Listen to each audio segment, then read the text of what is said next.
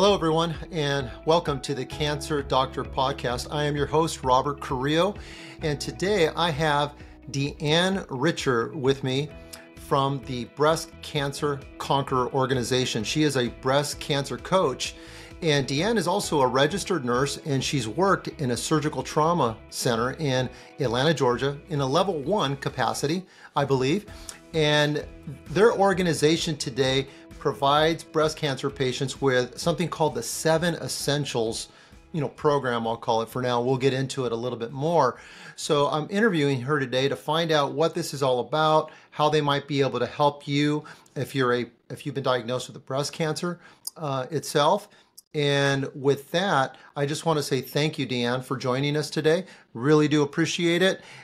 And just to start this off and kick us off really quick, how did you, as a registered nurse, become involved with the Breast Cancer Conqueror organization? Because the way I look at it is, well, you were in a hospital and now you decided to go and do coaching. What happened there? Please explain it to us. Yeah, well, thank you for having me, Robert, first of all. That's a really good question. So I always knew I wanted to be in healthcare in some way, shape, or form. I, kind of settled on nursing because that was kind of at the time what I thought would be the best way to kind of combine my loves of taking care of people and caring for people. And I did really enjoy my time nursing. But on a personal level, I was always interested in healthcare, from herbs and supplements and natural things you can do, integrating the two of them. So as you mentioned, working in a surgical trauma hospital, there's not a lot of space for herbs in a trauma. That's a time when, medicine is really needed. You need hands-on care. It's urgent. Yeah. Mm-hmm. So I wasn't really getting to incorporate that love that I had of natural healthcare, medicine and integrating care. So I knew I wanted to do something with women. That was something I was always really passionate about. If I was going to change career goals or do something different, I wanted to focus on women's health. And as a background story, I got started with Breast Cancer Conqueror because I knew Dr. Veronique Desognier, who is the founder of the 7 Essentials system. She wrote a book, Heal Breast Cancer Naturally. I knew her on a personal level. I've known her since I was a teenager. Oh, wow. Okay. All right. She actually offered me but that wasn't that long ago. No, yeah. Like a short time period ago when I was a teenager. Right. She offered me a job before I graduated nursing school. I didn't take her up on it at that time. And then fast forward years later, I actually ended up marrying her son. Oh, okay. So I'm married to her son. I'm her daughter-in-law. And a year into our marriage, I was kind of shifting my career. I loved surgical trauma nursing, but it's a job that requires a lot of adrenaline. You're running all day long. It wasn't sustainable for me. I didn't feel like it was very healthy to do that long term for me personally. So I was kind of thinking about shifting careers, and I was married to her son, and she came and she was like, I have still been doing all of this on my own. I've never hired a coach. I offered this to you years ago, but I'm thinking maybe now's the right time. Would you be interested? And it was just the perfect time. It was a marriage of all of my loves, so to speak, my husband, my mother-in-law, my love of natural medicine, all at the right timing. That's fantastic. That's a great story. It's great when paths cross like that, right? It really is. For the audiences that are not familiar with what is a trauma nurse, like what is a surgical trauma nurse, because you mentioned it's high adrenaline, but I think it'll give others an appreciation for your personal experiences in healthcare. Could you describe that a little bit more, like unpack it? It sounds special. Tell us about it. Yeah. I don't like to describe myself as special, but I see what you're saying. Yeah. So surgical trauma nurse. So I specifically, as you mentioned, I worked at a Trauma 1 hospital in Atlanta, Georgia. So a pretty big city. And a Trauma 1 hospital is the highest level of trauma. That means the worst of the worst goes there. They have the higher levels of care for trauma patients. Okay. So I cared for patients who were coming in from car accidents, stabbings, gun shootings, falling from things, head injuries. We dealt with a lot of broken bones. We dealt with life emergent situations from traumas. So I say that specifically because there are emergency nurses who work with, heart care or cardiovascular trauma, or I should say cardiovascular emergencies, things like that. I was specifically on the trauma route. So just with patients who had dealt with some type of injury, bodily injury that was potentially life-threatening. Wow. Okay. then we're in good hands today. All right. That sounds great. So, Hopefully we don't have to do it. Hopefully we don't have yeah, to go yeah, back in yeah. that knowledge today. Absolutely, absolutely. So let me ask you this now. You're a coach, you're a health coach with Breast Cancer Conqueror. Why should someone, why should a breast cancer patient involve a health coach into their healing strategy? What is the wisdom behind all that? Why should that take place? That's a really good question. Yeah. Even coming from my background of nursing, I have a little bit of a knowledge of what it's like to deal with doctors on a day-to-day basis. Mm. And, I always say, because I have that experience, I know how fast-paced that life is. I know how difficult it is to spend time with your patient and really Hmm. be able to work with them in a slow way. It's unfortunately, I think for most doctors and nurses, it's impossible. That's just the healthcare system and how it works. So I don't blame the doctors. I don't blame the nurses. I know they're doing this for a good reason. They're not there out of harm, but they're just so busy and so fast paced. They don't have enough time to really spend time with patients. So where I see the benefit of a coach coming in is someone who feels like they need someone to really take things slowly with them.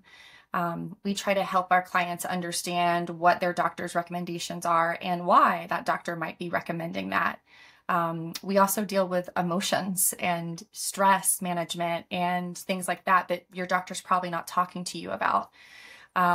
We try to incorporate things with your doctor's recommendations, natural things you can do alongside them to help increase their effectiveness or minimize side effects.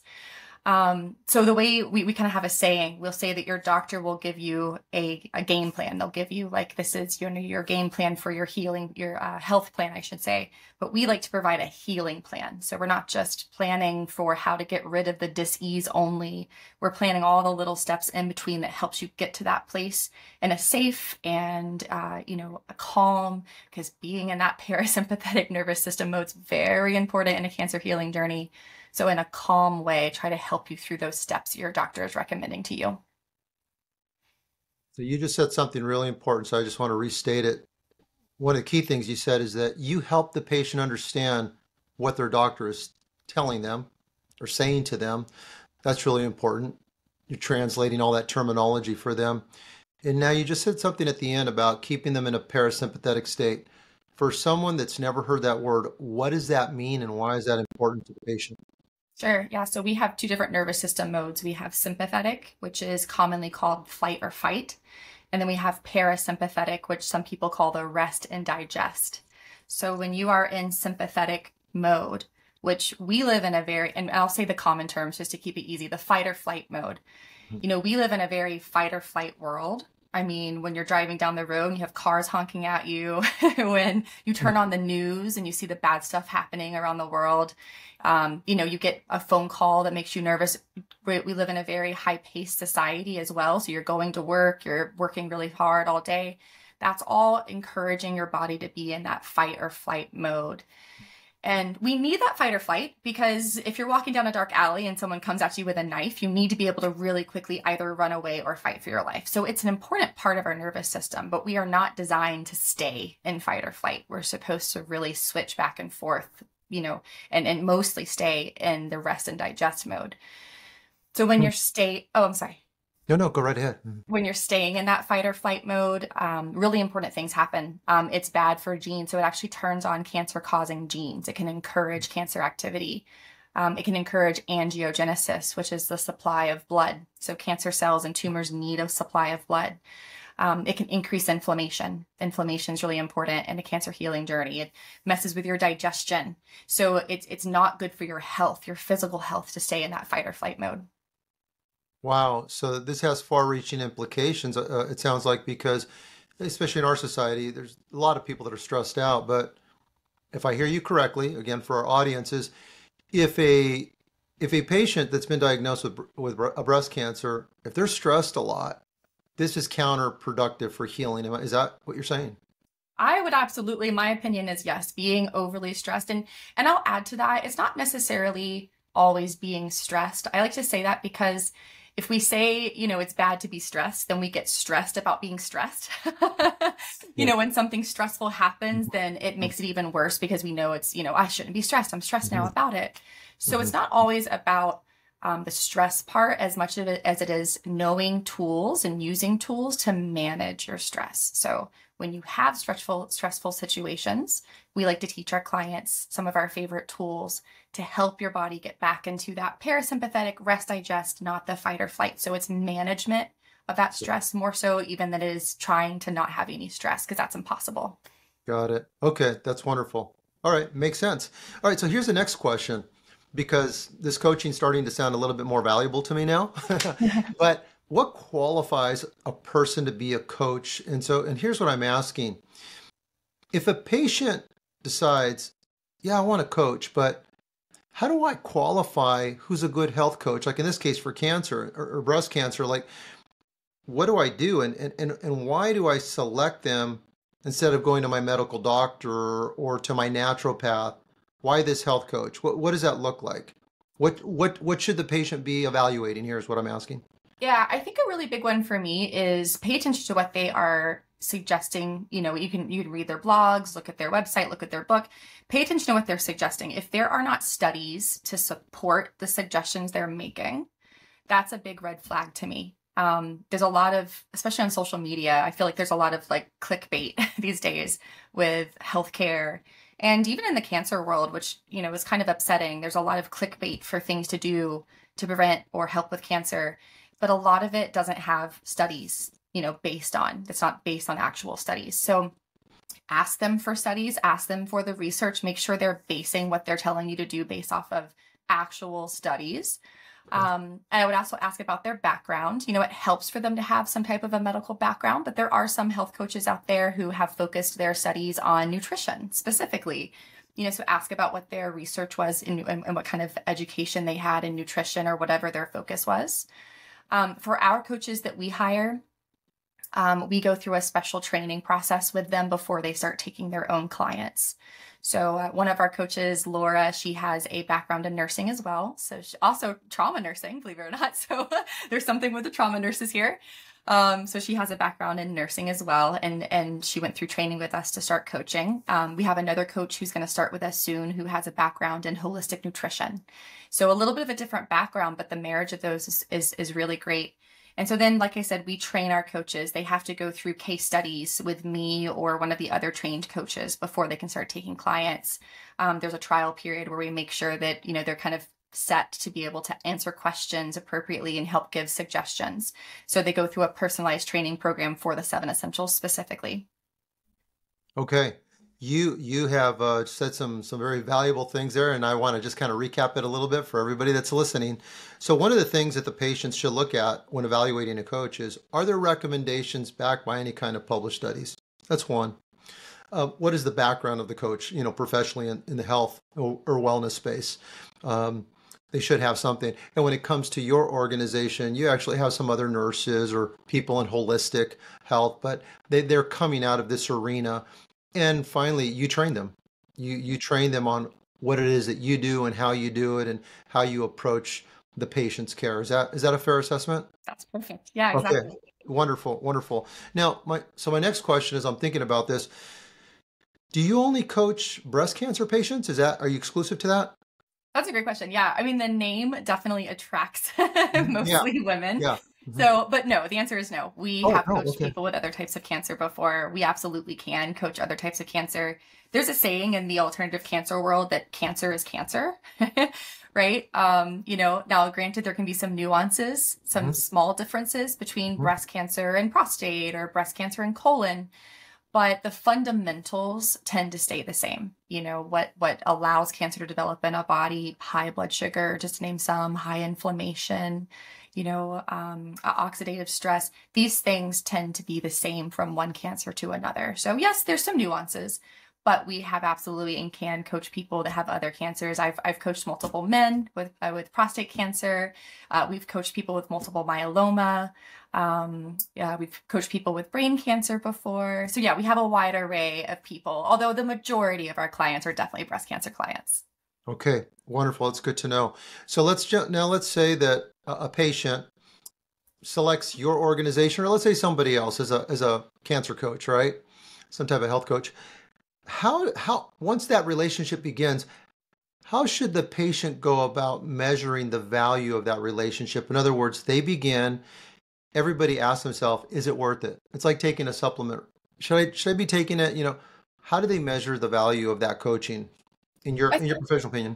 I think it depends on what a person's goal is to come Okay. into the coaching, right? So some people come to us just with, we actually coach people who don't even have cancer, who just want to be as preventative as possible.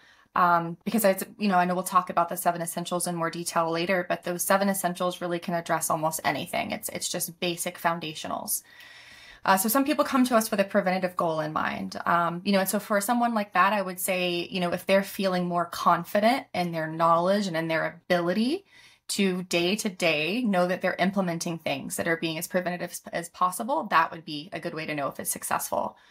With someone on an active healing journey, people heal at different stages, different lengths, I should say. Some people take a little longer, sometimes quicker.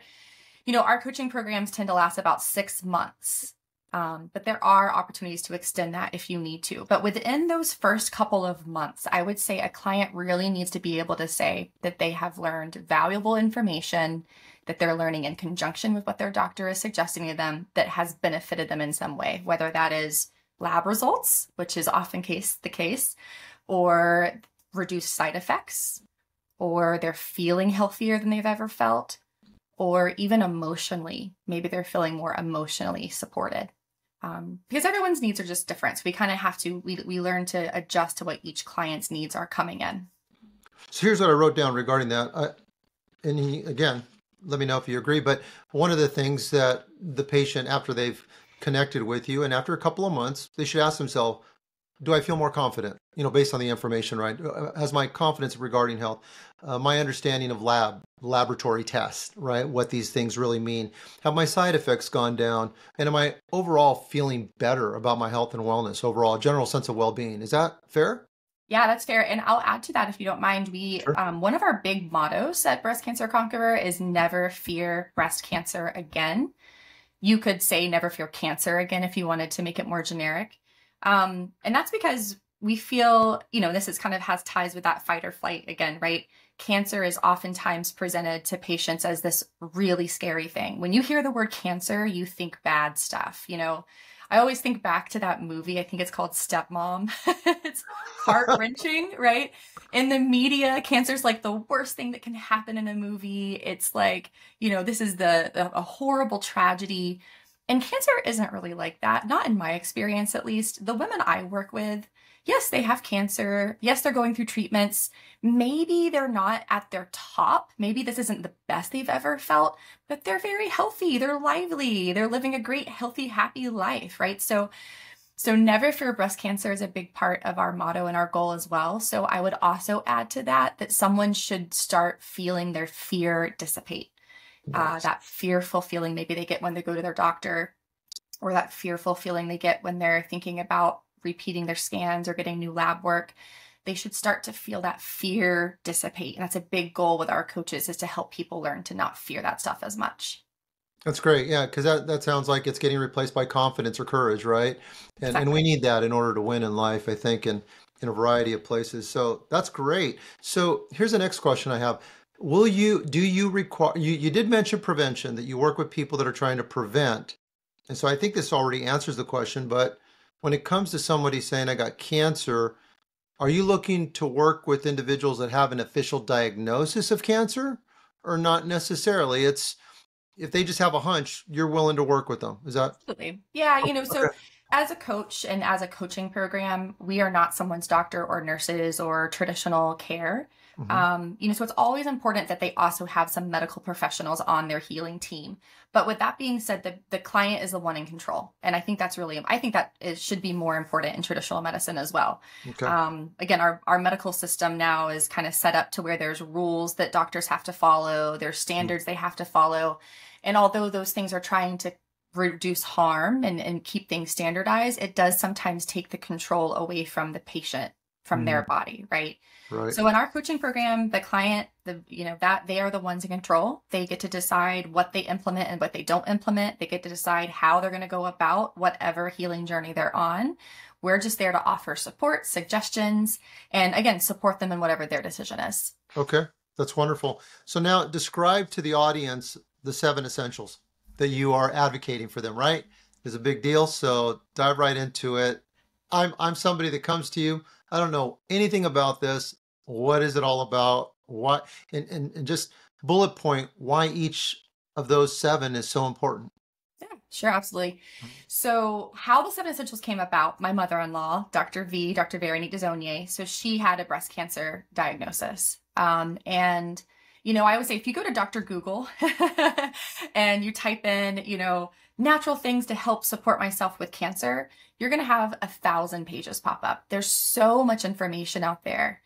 And that's what she felt. She was starting this diagnosis, this healing journey. She didn't know really where to start. And so she kind of, in her genius, decided, I need to figure out what the commonalities are. I need to figure out what all these studies and research are saying, what are the common things I'm hearing, and make these essentials, so to speak, which I kind of like to think of like building blocks. So it kind of gives you the stepping stones, one by one, piece by piece, things to do to implement in any healing journey whatsoever. But for her specifically, it was her cancer diagnosis. So the first essential is to let food be your medicine.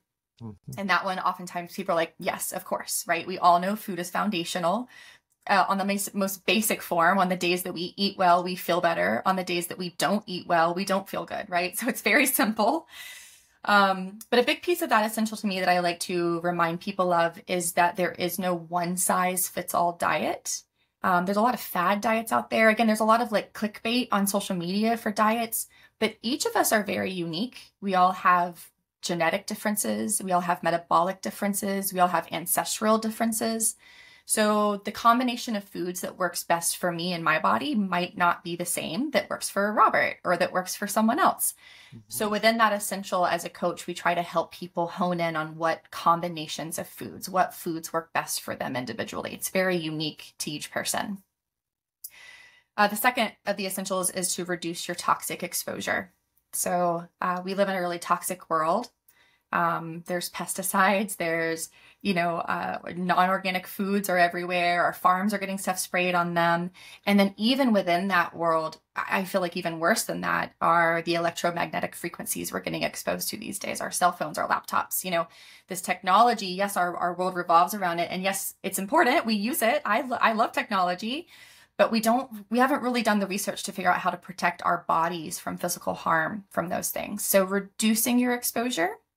And I'll add that I always like to emphasize the name is not eliminate your exposure, because you can't.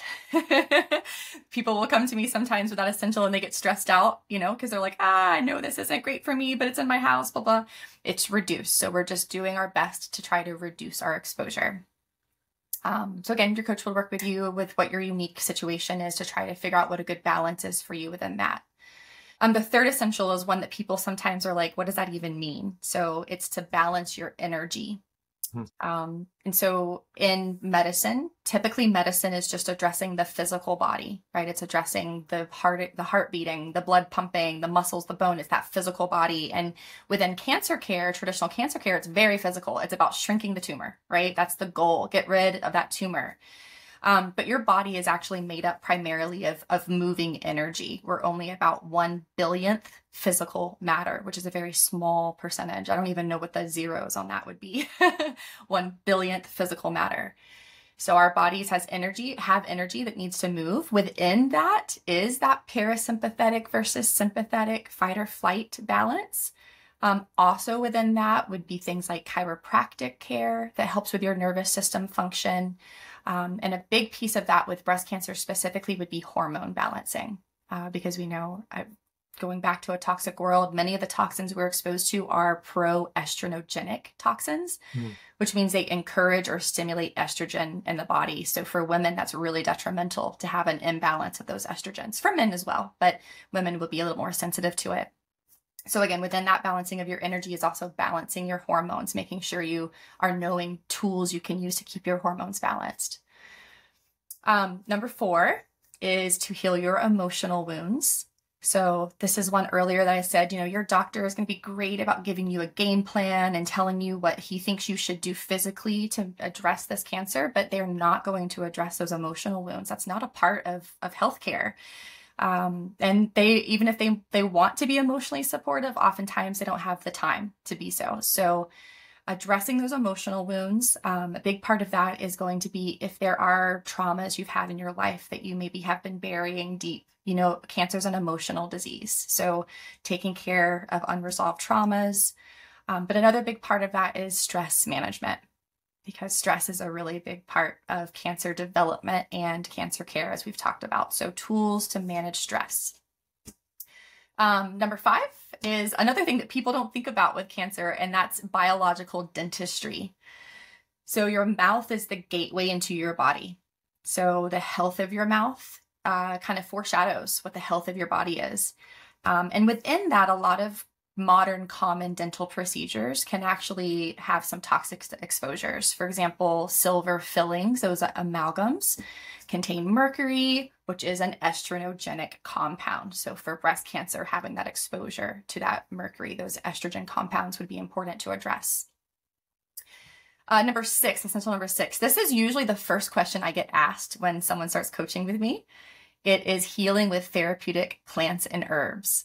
So usually within the first 5 minutes of my first coaching call with someone will say, what herbs do I need to take? What supplements should I be taking, right? We're all very physical people. We like to open a bottle and take a pill. That's kind of like how we feel like we're helping ourselves. Now, they are an important part of a healing journey, though. So there's, once again, if you go on Google and you search herbs that have anti-cancer properties, there's so many, there's thousands.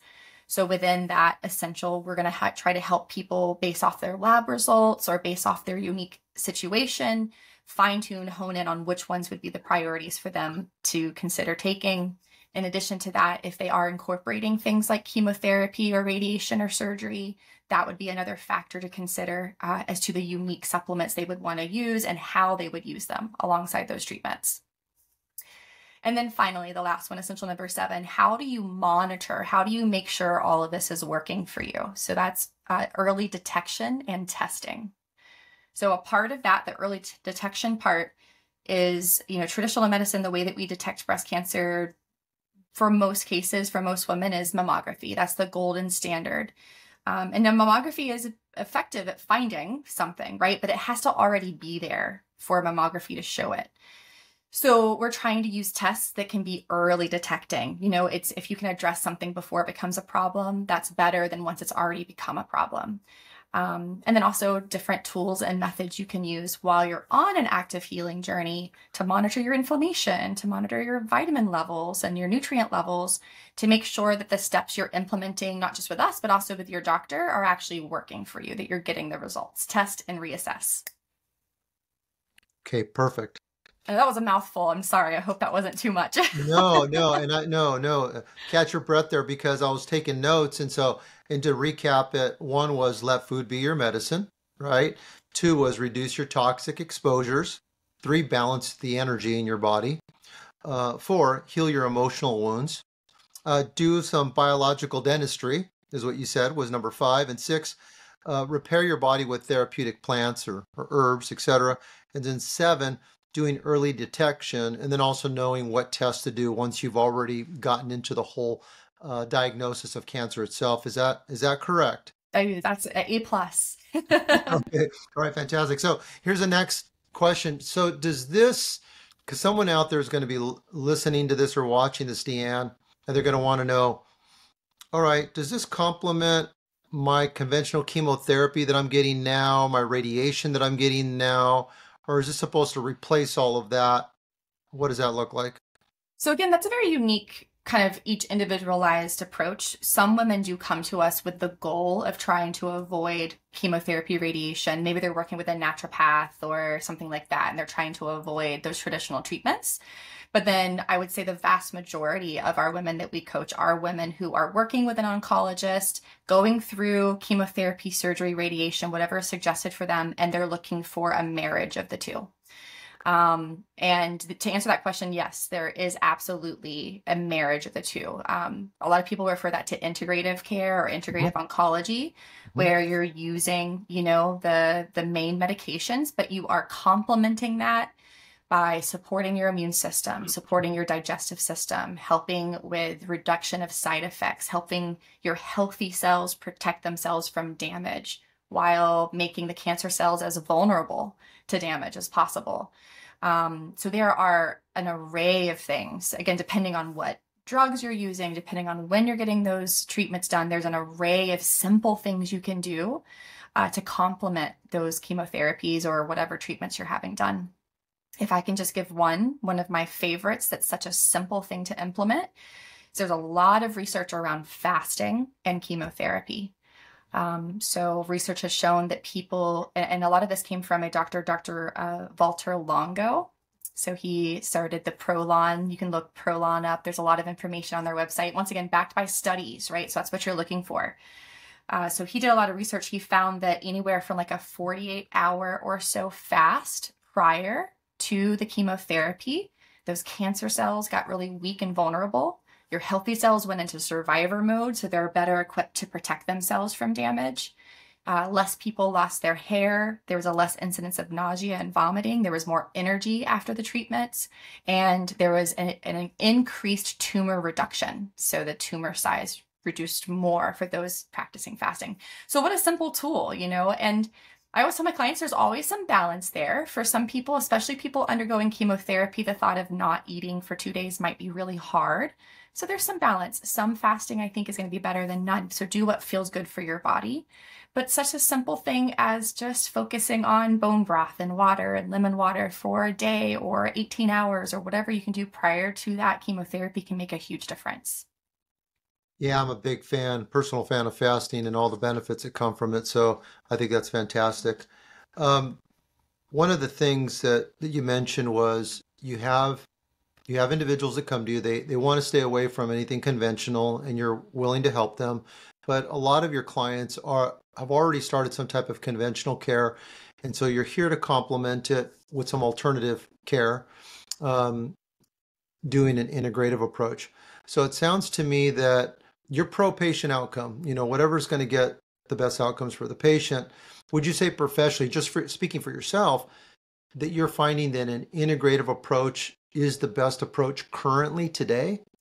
So actually there was some, I wouldn't call it study, but research. They were doing some, like census work. And they did find that the best way for a disease-free lifestyle, and that's the key, disease-free lifestyle, is to incorporate some of those conventional medicines as well. So what a disease-free lifestyle means in traditional medicine is there's no tumor whatsoever. There's no sign of cancer activity in the body. So yes, they did find that. And I have seen that with my clients as well. Disease-free, if that's the goal, most people do best with those integrative care. Now, where there's an interesting kind of understanding, and this is where people can decide what their goal is for themselves. Dr. Nasha Winters, she's a really great person. I love her research, her information. She has decided for herself, she doesn't need that disease-free label. She is comfortable living with a tumor in her body. She has a tumor. She's had it for I think over 20 something years. It's not growing. It's not spreading. She's keeping it what she calls maintained. So, for a strictly natural approach, if someone is thinking that they are comfortable with that, that's an option to consider. But yes, for people looking for that disease-free label, that, clear scans, everything, research is pointing towards a conventional integrative care being maybe the better option. Okay, great. I like that. Thank you so much for explaining that to the audience. So, question, DeAnn, when a patient comes to you and they ask you something along these lines, that they've enrolled, they're working with you, and they say, DeAnn, do I tell my doctor that I'm doing this stuff with you, or do I keep it a secret? What do you recommend to the? That's a very common question. I'm sure it is. That is a very common question. I am a big believer that it's important to have open communication with your doctors. I know that can be intimidating. Mm-hmm. It's like that white coat thing. We've been raised in a society that just puts doctors on this pedestal. What they say goes. We can't do anything different. And that's not really the best way of looking at them. I do think doctors deserve a lot of respect. They've done a lot of research. They've done a lot of work to get to where they are. But ultimately, you're the one in control. And realistically, in one way or another, they're getting paid for their service, right? Either it's through your health insurance or from your pocket. So you're the consumer in this situation. So they need to be able to be flexible to work around what you want, not the opposite. You don't need to be flexible to work around what your doctor wants. So that open communication, respectful communication, but open communication, I think, is really important. And that's very important as well, because, we don't want to take away, they are the experts of these chemotherapy drugs or these radiations. They're the ones who have really studied them. So, maybe there's something we don't know that they know that we need their input on. So big believer in open communication. I don't think it's a good idea to hide anything from your doctors that you're doing. But with that, what I've told my clients to do before is, if you're getting pushback, if your doctor's saying, no, don't do any herbs, any supplements, bring them the research, bring the studies to them. And once again, that's a big piece, right? You want to work with someone who can provide that research. So print out the studies, send it, hand it to them and say, I really appreciate your opinion. I know you're doing what is best through your knowledge, but here's the reason why I am going to do X, Y, and Z, because this research, supports it. And if you want to read this, maybe you'll learn something from it, so in an honest, open, respectful way, you can kind of let them know, I appreciate it, but I'm the one making this decision. I like that. I think that's great. That's great advice, especially, taking a study to your doctor, right? Whether the doctor's going to read or not, it's another, that's a whole other discussion. But nonetheless, at least the doctor knows that, hey, I'm reading too, and I'm trying to learn about my health and wellness. So I think that's great advice. Let's say it was your best friend comes to you, DeAnn, and she tells you, I just got diagnosed with breast cancer. It's your best friend. What is like some of the most important advice you're going to give that best friend right at that moment? What are you going to say? Yeah. So I was saying earlier, when you get a diagnosis of cancer, it kind of automatically puts you in that fight or flight mode, right? Mm-hmm. And a part of that is because it's presented in such a fearful way. Mm-hmm.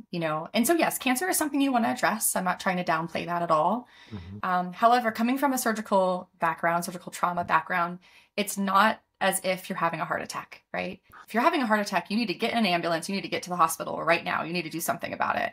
Mm-hmm. Cancer, by the time it is found, has already been there for some time. You've been living with it for some time. You might not know how long, but it's been there. It didn't just show up the moment you had that scan. Mm-hmm. Cancer also typically doesn't change overnight. There are faster growing cancers, so pay attention to those details, but it's not something that from one day to the next is going to have completely changed necessarily in every case. So my first advice would be, take a deep breath, give yourself some time. In the traditional world, typically you'll get your diagnosis. Sometimes it happens so quickly. You'll get your diagnosis on like a Tuesday and they're having you come in for surgery on Thursday, or they're starting your chemo the next week. So this stuff happens really, really fast in the traditional world. And some women have felt like they got swept up in that fear and in that fight or flight mode. And then 3 months down the line, we're like, what did I just do? I didn't have enough time to build myself up. I didn't have enough time to get prepared mentally or emotionally. So take a deep breath. I'm certainly not saying to wait forever, but take a little bit of time, take a couple of weeks, do some research, read books like Dr. V's book, Heal Breast Cancer Naturally, or look on blogs, look at research, gather some information. Make a game plan to know what your goal is and then how you're going to reach that goal and then how you're going to support yourself to get to that goal. So don't get swept up in that kind of fast-paced, have to do it tomorrow type mentality. Got it. All right. That's great. I'm sorry if I can add too, yes. Fear in general is not the best mindset to make a decision in, right? Especially when it's about your health. So when you're feeling fearful, your mind's just not working at its top capacity. So take some time to digest the news, and to adjust to it, to accept it, get out of that fear, and then you'll be in a better mindset to make your decisions. Yeah, absolutely. That sounds like such great, wise counsel, DeAnn. Thank you so much. Now, in closing, if anyone wants to reach your organization, what is the best way to contact you? And depending on what that looks like, how long will you take to contact them back? Yeah, right. Now, if it's on a Saturday, I can't guarantee it'll be Saturday. So best way to contact us, we have a website, breastcancerconqueror.com. That also is our handle on Instagram and Facebook, so you can search for us there. The fastest way to get in contact with us, I would say, would be through the website. We have an email that's an info email, and we get back to those within 24 hours usually, so pretty quickly.